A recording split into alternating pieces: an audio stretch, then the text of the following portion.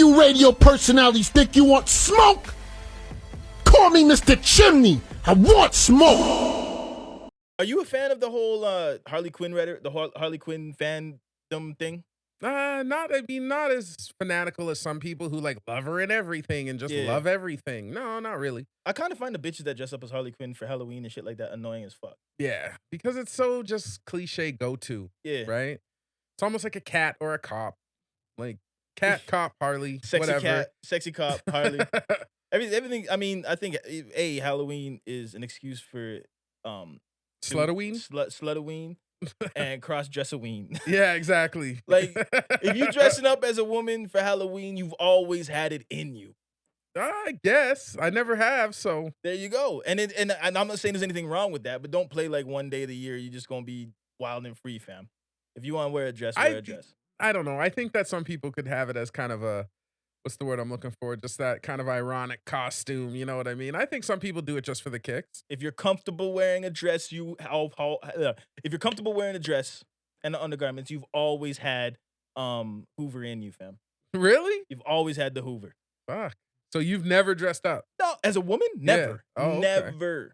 So what if someone comes up to you and wants to pay you? To dress as a woman? Yeah, like No. Kevin Hart or like. Nope. Not even for a bag? Nope. We see what that. I think I need to see the contracts ripped up before you. Look at what that bag has done to motherfuckers. Yeah, but look at Big Mama's House 2. The other dude. Look what happened to Martin Lawrence. Look at Tyler Perry. Tyler Perry can't even be taken seriously as an actor unless he's Medea.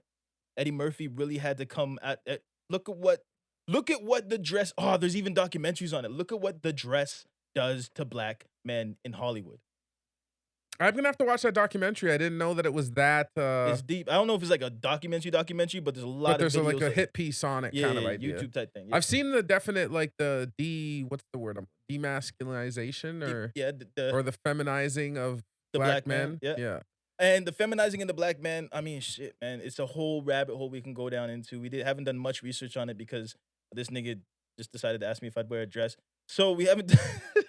Wait, I'm sorry. I tried to. Did drag I? you. It wasn't me. No, I tried to drag you and it didn't work. But like I couldn't even commit to that shit. I was like, when I think I'm talking too much shit, you know.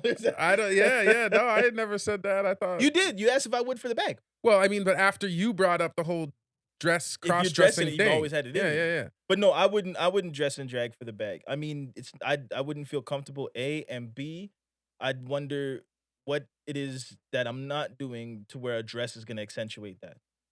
Right? Yeah. Like what? Well, I mean, do you believe in just slapstick comedy? I like slapstick comedy. Yep. So you don't feel that that's kind of a form of heavy-handed slapstick when you see an obvious man and dressed up as a woman? I don't.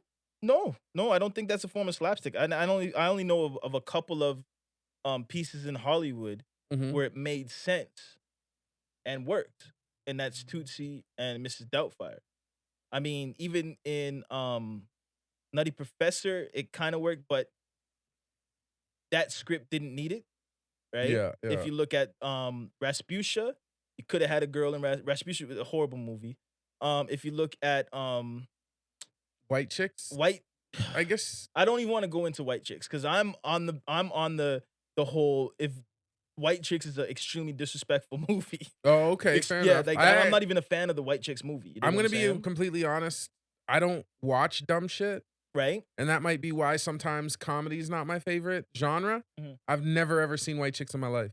Well, you're not missing out on anything. I mean, it's as far as like culturally and it's a movie that was part of that era. Oh, okay. So I mean, and it's entertaining enough. And when it came out and you smoke as much weed as we did, you probably smoke a lot more than I did. It would have been funny. But now as an adult, you'll watch it and you'll be like, it's almost cringeworthy. Where it's like, yo, like this is not a good movie and it's kind of disrespectful. Really? Damn. Yeah. No, I mean, you have two black dudes dressing up as white chicks and blowing the walls out of the white chick valley girl stereotype. Oh, so is that what totally they're doing? Just playing on that over and Yeah. over and over. See, I don't like that kind of comedy. And I feel like the Waynes don't need it.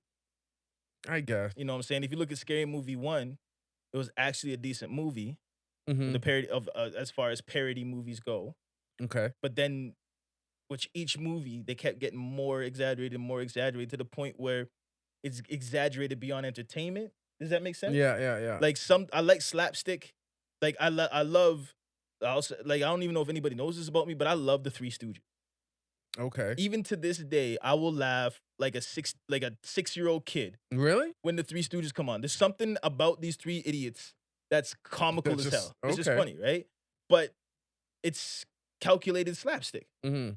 Now, if I'm watching a movie and if I'm watching like Freddy Got Fingered or any what's his name? Green? Freddie Tom got Green? out. Tom Green. Yeah, any Tom Green movie, Yeah. it's like, bro, you're just overacting and exaggerating something that the subtlety of it, Yeah. even how silly it is, the subtlety of it is what's funny. So there's two things. I think around that period was one of the times that I really fell off those movies, like, because I remember Freddie Got Fingered was fucked up. We walked out the movie theater and they gave us our money back. To the point where if you would have actually made it to the end of that movie, to the blooper to reel, there's a couple times Tom Green really is just like, what the fuck are we doing here? Seriously? Like he's like So even he was like, what are we doing? It's that Like bad this to is where retarded. yeah. Like even the actors like, what are we doing? Yeah.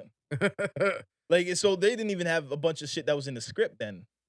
Like yeah, a lot of it had like to be I think off it was. script. I think it might have been during the time when I don't know if you remember, but I think he's like wearing like a meat suit and he's playing a piano. Oh yeah, about the sausage? Yeah, or Would you something like my that. Or sausage yeah, something? and then that's when he looks up and like in the outtakes and he's just like, what the fuck are we doing here?